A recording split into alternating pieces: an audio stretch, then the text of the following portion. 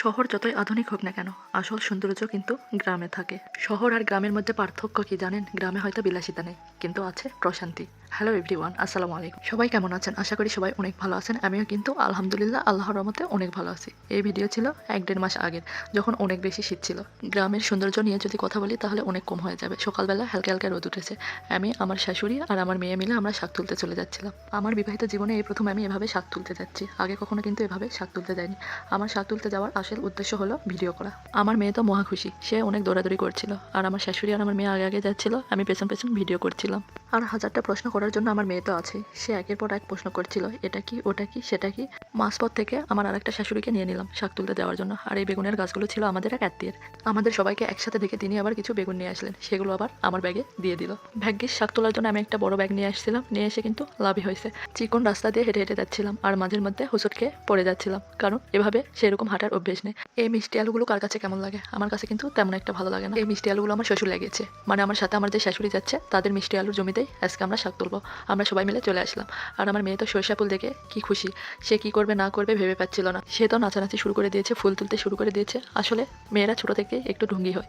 আমি আবার কয়েকটা ভিডিও করে নিলাম, আমি একটু ফুল নিয়ে কিছু ঢং করলাম। মেয়ে মানুষ বলে কথা, ঢং না করলে কেমন হয়? আসলে মেয়েরা ছোট থেকে ঢং করতে করতে বড় হয়।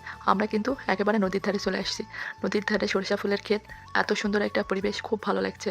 তার মধ্যে হালকা হালকা রোদ উঠেছে, রোদের মধ্যে সবকিছু যেন আরো ফুটে উঠছে। ফাইনালি আমরা অনেকক্ষণ পর্যন্ত হেঁটে আসার পর শাক তোলার জমিতে চলে আসলাম। আর এখানে একটা গমের ক্ষেত ছিল, গমের ক্ষেতটা দেখতেও কিন্তু অনেক সুন্দর। আমার শাশুড়ি শাক তুলতে শুরু করে দিয়েছে, আমিও কিন্তু একটা একটা করে শাক তুলছিলাম। শাকগুলো কি সুন্দরভাবে হয়েছিল। আসলে গ্রাম মানে শান্তি, আর এভাবে নিজের হাতে শাক তুলে খাওয়ার মজাই আলাদা। এই শাকের অন্যরকম এক টেস্ট। আর আমার শাশুড়ি এত স্পিডে শাক তুলে, তার কাছে তো 2-3 জন ফেল হয়ে যাবে। অনেক জোরে জোরে শাক তুলছিল, কিছুক্ষণ পর পর এনে ব্যাগে রাখছিল। আর এত পরিমাণ শাক ছিল, মনে হয় তুলতেই থাকি। আমি আবার শাক তোলার ফাঁকে ফাঁকে কিছু ভিডিও করে নিচ্ছিলাম। আমাদের শাক তোলা দেখে এখানে কিন্তু বেশ কয়েকজন চলে এসেছে। সবাই খুব গল্প করছিল, মজা করছিল আর শাক তুলতেছিল। আসলে এই শাকগুলো দেখতে এত ভালো লাগছিল, কি বলবো। আমি ভয়েস দিতে দিতে আবার শাক তোলার কথা মনে পড়ে গেল। সবাই মিলে একসাথে শাক তোলা হচ্ছিল। একটা জমিতে যে এত পরিমাণ শাক হয়, আমি না দেখলে বিশ্বাস করতে পারতাম না। শহরে যারা থাকে তারা গ্রামের এই সৌন্দর্য, গ্রামের এই জিনিসগুলো অনেক মিস করে। এক এক করে কতজন যে একসাথে শাক তুলতে চলে এসেছে সেটা ভিডিওতে দেখলেই আপনারা বুঝতে পারবেন। সবাই মিলে কিন্তু অনেক গল্প করা হচ্ছিল।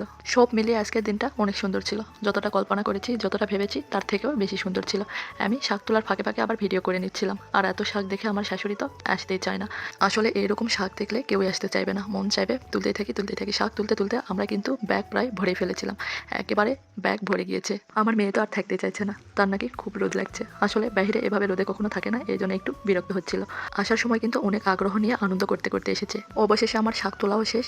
আমরা কিন্তু একেবারে ব্যাগটা পুরোপুরি ভরে ফেলেছি। এবার আমরা বাসার উদ্দেশ্যে রওনা দিয়ে দিলাম। আমরা এখন বাসায় চলে আসলাম। আর আজকের ভিডিওটা আপনাদের কাছে কেমন লাগলো? ভালো লাগলে অবশ্যই লাইক, কমেন্ট, শেয়ার করবেন। সবসময় তো রান্নার ভিডিও দিই, তাই আজকে একটু অন্যরকম ভিডিও দিলাম। অবশেষে আমরা বাসায় চলে আসলাম আর শাকগুলো বেছে নেওয়ার পালা। আর এতগুলো শাক বেছে নিতে কিন্তু আমাদের অনেক সময় লেগেছিল। যেহেতু সবাই মিলে একসাথে গল্প করতে করতে শাকগুলো বেছে নিচ্ছিলাম, তাই এতটা বোরিং লাগেনি। সবাই ভালো থাকবেন, সুস্থ থাকবেন, আমাদের জন্য দোয়া করবেন। আপনাদের জন্য অনেক ভালোবাসা রইল। ভালো থাকবেন সবাই। গ্রামের এরকম ভিডিও পেতে অবশ্যই লাইক, কমেন্ট, শেয়ার করবেন। ধন্যবাদ সবাইকে। আল্লাহ হাফেজ।